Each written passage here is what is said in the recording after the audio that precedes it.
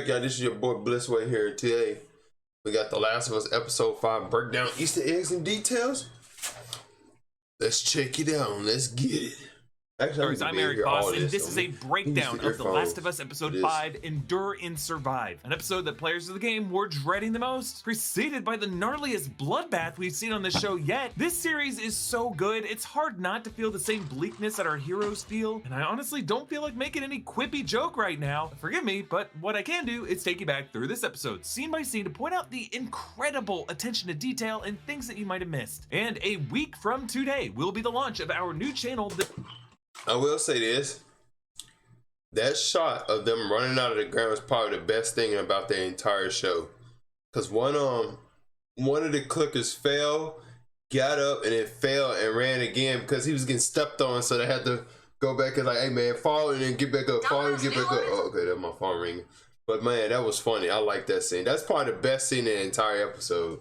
The Deep Dive, with a deeper investigatory focus on titles like Everything Everywhere All at Once. Please subscribe over at Deep Dive NR. So we open in Kansas City on the night Kathleen's revolutionary movement overthrew Fedra, and we are thrust into the horrific violence that insurrections tend to be. The opening shot is a single red flare fired into the night sky like celebratory fireworks, but a flare is really designed to be an SOS signal. A beacon, as in these revolutionaries are morally lost, their souls beyond saving. The flare and its smoke trail also reminds me of a fungal stalk, which my interview with a cordyceps expert said in some cases can shoot upward with the speed of a gun. The Pilobolus fungus, considered one of the fastest organisms on Earth. So think about that in context of how fast the clickers and bloater in this regime later this episode. The crowd chants freedom and you, Fedra! And last breakdown, I compared Kathleen to America after 9/11, the Nazis making lists of names over their takeover of Europe, the Israelis getting revenge on Nazi doctors, and really what we're seeing here is January 6th if it wasn't stopped.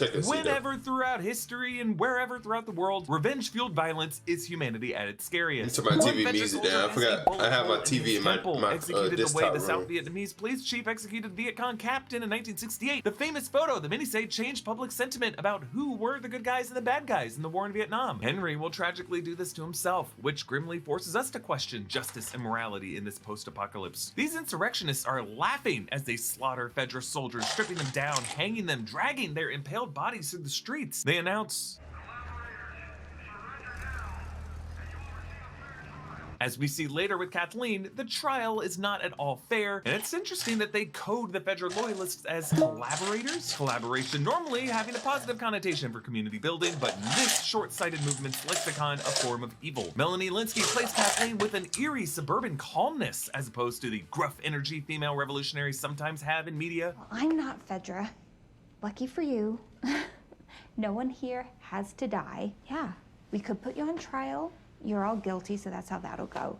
And you'll do some time, easy. Yikes, the way she has already made up her mind. Actually, Melanie Linsky had an amazing Twitter thread explaining how Kathleen is not the coolest or the toughest person, she's the organizer, the planner, multitasker. And for better or worse, this group listened to the person with the best ideas of how to get shit done. Now, one personer gives up Dr. Edelstein, who is helping Henry hide. Hold up. See, I knew that's why they made her. I mean, because a lot of people complain, sound like, they was like, she doesn't sound like a person that's in charge. She sounds like a soccer mom. Like, I'm like, I have a gun. You think I want to listen to a woman? No offense to women, but the way she talks and acts, she doesn't feel like she's deserved to even be in charge of anything. It's like, wow, I'm following this chick. What? Where? He didn't say. I swear, I've told you everything I know. Of course you have. You're a rat. A rat. Another nod to Hans Landa, who in the Inglourious Bastards opening scene likened himself to a hawk and Jewish people to rats, giving his take on the Nazi propaganda that did as much. Kathleen's Lieutenant Perry is played by Jeffrey Pierce, who voiced Joel's brother Tommy in the game. Perry doesn't want to devote all the men to hunting Henry. Door to door take a lot of men, and there are other things that probably He's not my 7th priority, Perry. It's funny that they say that and they have a actor that looks like Tommy and sounds like Tommy. I'm like, how could y'all not hire him to voice Tommy? And he looks like Tommy. In the first episode, there's a guy that literally looks like Tommy and sounds just like him. Like, he has a voice, the face, and I'm just like, yo, what? Y'all couldn't hire this dude? You hired him to voice Tommy in the game. Okay. That Is makes that what sense. he is to you? Kathleen is so blinded by revenge, and she has no real plan to maintain stability in KC, a blindness that will do all of them in this episode. Henry and Sam in the game are brothers Joel and Ellie meet in Pittsburgh. They're originally from Hartford, but here the show gives them more of a backstory in KC and a connection to Kathleen and her brother Michael. They meet Dr. Edelstein in the hideaway that Perry and Kathleen will find seen last episode. Is he scared? Yeah. Well, he saw a lot. Nothing I can do about that now.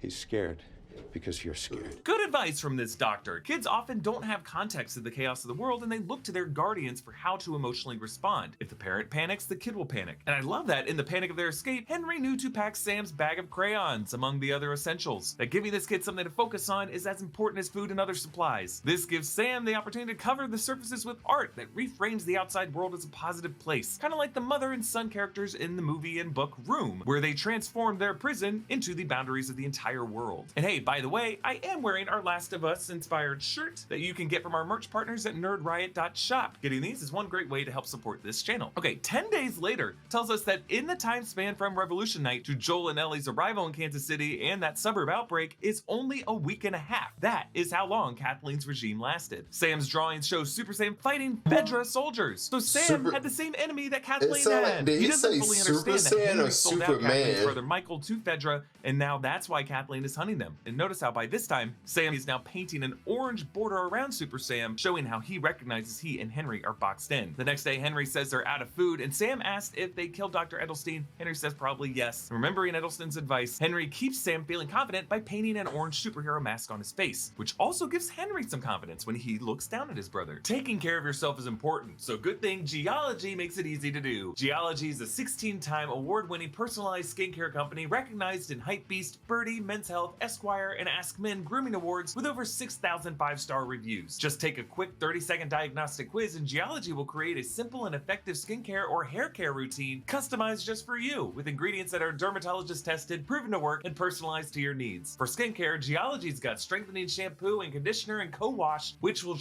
Is he running ads while he's trying to explain the episode?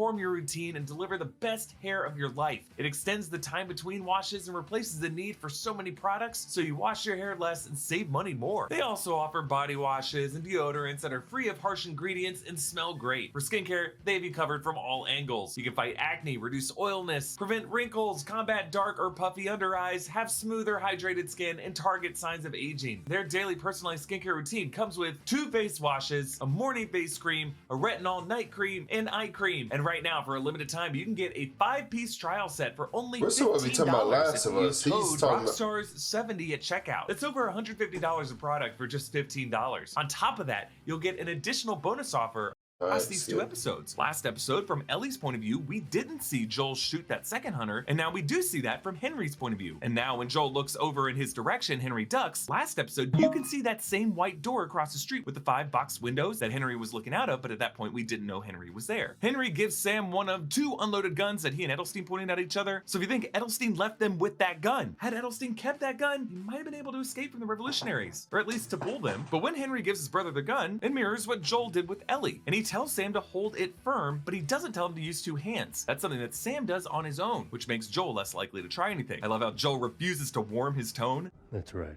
It's a weird tone, man. That's just the way he sounds. He has an asshole voice. Joe, tell him he's okay. Everything is great.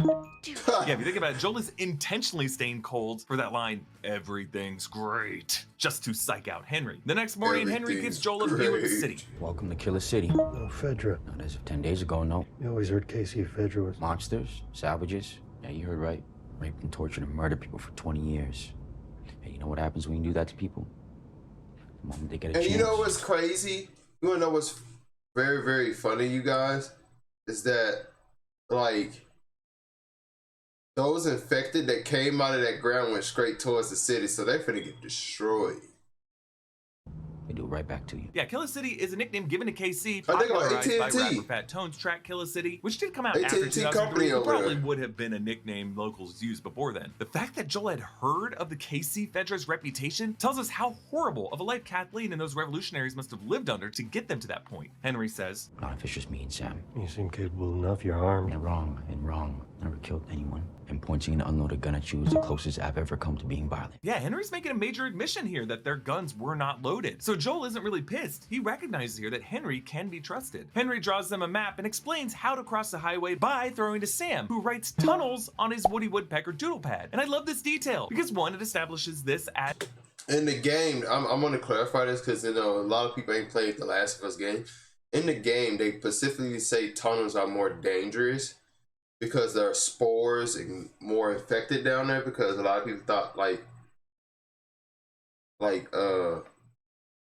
the infected one go down there. A lot of people don't know sewers are a lot warmer, so it's easy for people who are infected to go down there and to turn. And yeah, you just know in the game the sewers are not a safe place.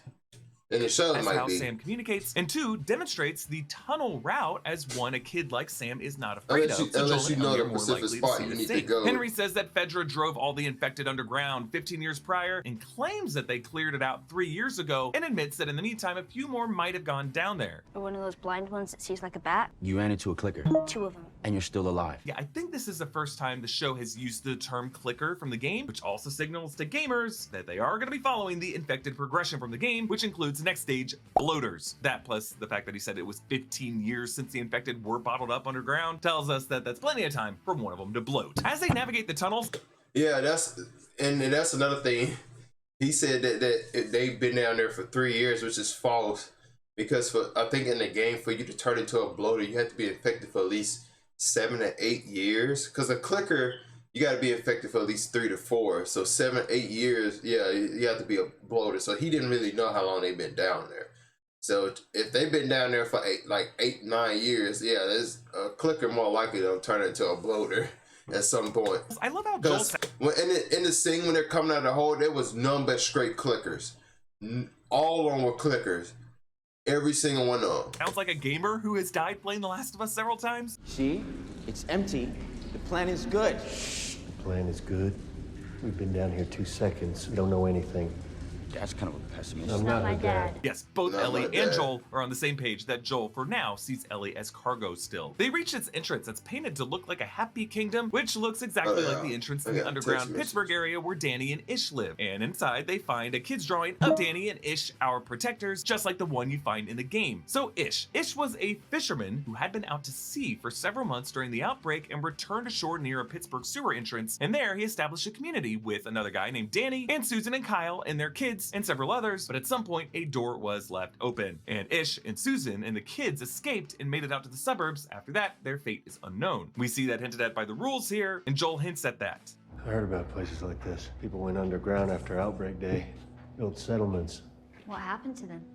Maybe they didn't follow the rules and they all got infected. Actually, Ish's name was a nod to Isherman Ish Williams in George R. Stewart's 1949 post-apocalyptic novel Earth Abides, in which this guy, Ish, leads a similar community of pandemic survivors. Now, here in Kansas City, Ish probably would not have been a shocked that there's fisherman an who was out to AT&T sea, building but over now there. the uniforms make a bit more sense. Make me think that Ish and Danny might have been Fedra soldiers, in the show at least, who broke away from the more awful rest of Kansas City Fedra. Sam and Ellie find a Savage Starlight comic. This is an in-universe comic series in the game following Dr. Daniela Starr, space adventurer in 2186. This episode's title, Endure and Survive, comes from the trophy that you get in the games if you collect all these comics, which is why Ellie is so stoked to talk about her collection. No way! I love these! Yeah, I got the trophy yesterday, not too long 4, ago. 5, 6, 11.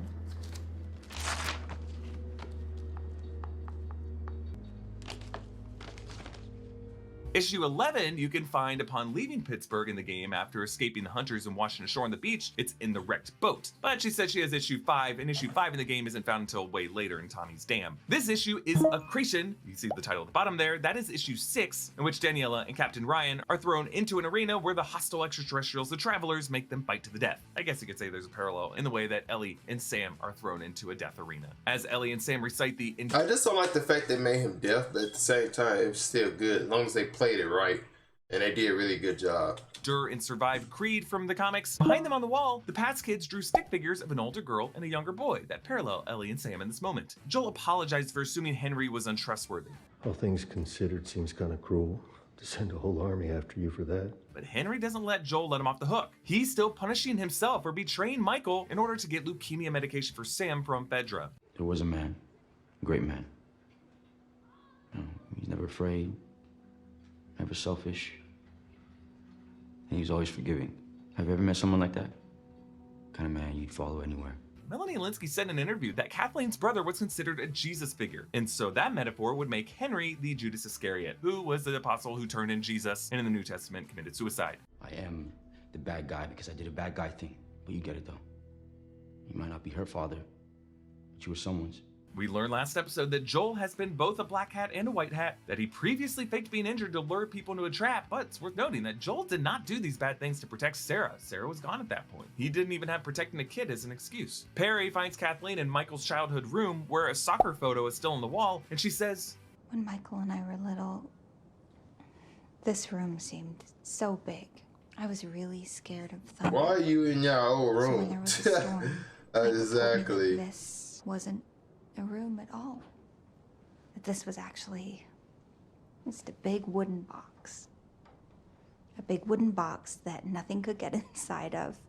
He said, as long as we were together in our perfect box, we would be safe. pretty sad for Kathleen to feel this way, even after seeing Sam and Henry's hideout last episode and realized that Henry had been doing the same exact thing for Sam to protect him. But that is the point. Michael's death proved to Kathleen that his forgiveness, his turn the other cheek mindset, did not help him survive this backwards world. So here, by agreeing that they're doing the right thing, both she and Perry are sealing their moral fates. The others make it to the suburbs across the highway, but a sniper starts firing on them. Henry tries to run away with Sam. Go. What are you doing? Get the out of here! Oh shit! He didn't bleep out that curse word. Yeah, notice how Henry reacts to the gunshot. Sam doesn't. He just reacts to Henry. Tells us how confusing this all must be for this deaf kid. Joel sneaks up behind the shooter and begs him not to make him kill him. Please don't do it. Please. Yeah, interesting again how we cut away from Joel killing someone. The second hunter that Joel shot last episode, that guy Brian who he stabbed, were both off screen. Those were only experienced from Ellie's point of view, just like this killing is here. Only Joel's pummeling of that Fedra soldier in episode 1 do we see because Ellie sees it. Joel's violence is only depicted when it has a role in activating Ellie's violence. Joel screams, "Run!" Which at first the kids don't hear because it's too far away until it's too late and the plow is barreling through the cars. It too has "Run" spray painted on it. The tension is so nerve-wracking, especially when the rifle jams. And immediately after it jams, we cut back to the word "run" on the plow as if it is Joel's mental scream to Ellie. But that jam provides a pause for Joel to collect his breath and re-aim, so the next shot he fires takes out the plow driver. Henry asks Kathleen to at least let the kids go, but Kathleen refuses to accept Henry's argument that doing anything to save a kid is worth it. But did you ever stop to think that maybe he was supposed to die? Well, kids die, Henry. They die all the time. Oh, I didn't like that part. I was like, yeah, somebody that bloater for the He's F worth her up. everything? During this morally bankrupt line, which Melanie Linsky delivers perfectly without an ounce of remorse, we cut to Joel, who is doing the same thing for Ellie. Their entire relationship with Henry and Sam is designed to force Joel to think about his relationship with Ellie. Kathleen believes she is the one delivering Henry's rightful fate. It ends the way it ends. But Kathleen fails to see her own rightful fate. Warned to her last episode with that pulsing hellmouth back in the city, that Fedra didn't really clear all the infected, they just moved them. The burning plow truck has damaged the basement of this house, and that heavy-ass truck caves a hole into the sewers below, and...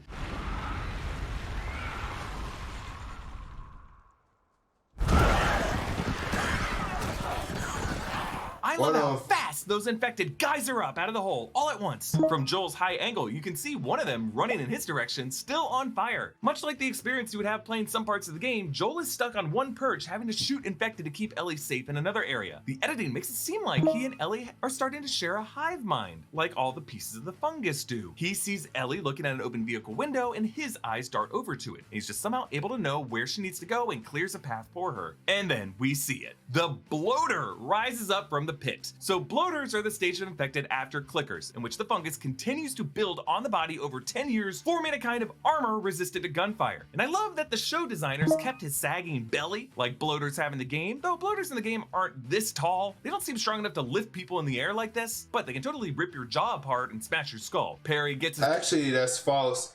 Now that when we play the game, there's a notepad that says bloaters and clickers have overwhelming superhuman strength, which is why they're considered so dangerous, because in the game, if you try to fight a clicker, they can one-shot kill you. Like even if you play on normal mode, they could just one-shot you. Like I literally tried to walk up to a clicker and punch it, and it hit me one time. I was dead. I was gone. There was nothing I could do. I was like, and now because then you find a note that says clickers are blow to have overwhelming strength.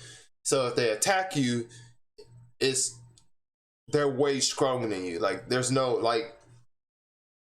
There's this thing where scientists believe like humans have limits on their body. Like there's a limit on your body, how much you can lift and all this stuff. If you were to break that limit, remove the limiter off your body, you would get overwhelming strength. So the bloater doesn't have a limit on his body because it's dead. He's a zombie basically at this point. So that limiter is broken, it's gone. So picking up that dude made sense when it did it. So I was like, oh, okay, that makes sense because he's already dead and long gone. So they would give him like overwhelming superhuman strength, which makes sense. Because it makes sense for them to rip your head off like that. So it makes sense that they're that strong. His attention, and as Kathleen flees, we see it ripping Perry's head off. It is wild. And I do love that, as is sometimes the case in the game, the bloater is not taken down. The last time we see that swarming street, the bloater is still walking around. Joel is so shaken by seeing this bloater that he loses sight of the one clicker small enough to fit in that vehicle window, a young girl. This clicker is actually played by young actress Sky Bell Cowton, who is an accomplished gymnast. Ellie is able to evade her, but when Kathleen catches them, it is that same girl clicker who gets her. Bit of irony considering Kathleen previously considered kids' lives unimportant. In the motel afterwards, while Ellie reads the comic, Sam looks uninterested because he knows he has been infected at this point. He writes, "If you turn into a monster, is it still you inside?" A similar fear that Ellie had when she previously asked Joel about this, and then was able to investigate when she sliced open that infected in the convenience store basement. But on a deeper level, this is also a thematic question. If you start to act monstrously, are you the same human you once were? Does our monstrosity come from some natural external evil separate from us? Or do we innately invite the monstrosity to take us over by some force of destiny, maybe natural selection, as a result of our natural affinity for monstrosity that was always inside us so that we reconnect with nature? This is the sort of question posed by Mary Shelley's Frankenstein, Richard Matheson's I Am Legend, even with Robert Kirkman's decision to title it The Walking Dead, The Walking Dead referring to the human survivors of that story. Ultimately, it's human vanity to consider our souls exceptional above nature, and these monsters are nature's way of rebalancing the status quo. We are the monsters. We are legend, and that was always us inside. It just, really sucks to see this happen to a kid. Ellie cuts her hand hoping her blood will cure him, but it does not work that way. And Ellie awakens to see Sam sitting facing the sun, maybe reacting to the sunlight, same way the infected in episode 2 turned in the sun. Henry grabs a gun. At first seems like he's gonna shoot Joel, but then instinctively shoots Sam. And then, flooded with despair, that Kathleen might have been right, that maybe it wasn't all worth it, he makes a decision to end it. This is mostly how it goes down in the game. And I think it might have been just too much to change Henry and Sam's fate, because the truth is, yeah, this is a bleak world. And Joel, for his future path, needs to be conflicted with the possibility that putting everything on the line for a kid might not be worth it. Looking back, giving Bill and Frank a happy ending in episode 3 was desperately needed for this HBO series, because otherwise it would have been one bleak suicide after another. Ellie leaves Sam's notepad on its grave with somebody told me that in the comments why they did that too. I'm shout outs to the person that said that in the comment.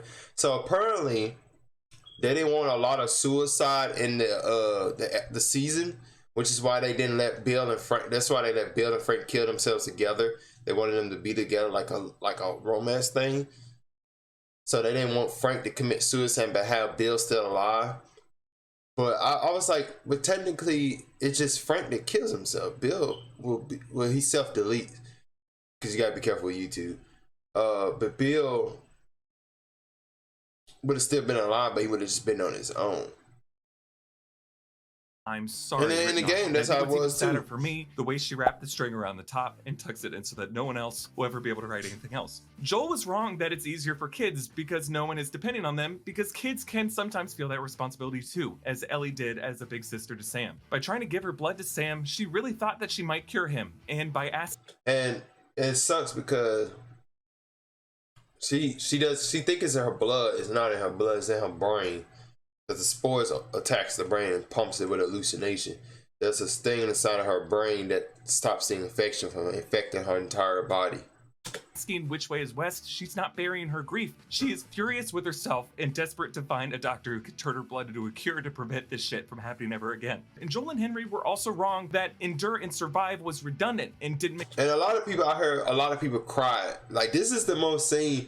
I cried, a bunch of people cried, everybody cried at this scene. For every reaction, my reaction I've done, everybody said that they cried at this part. This was so sad.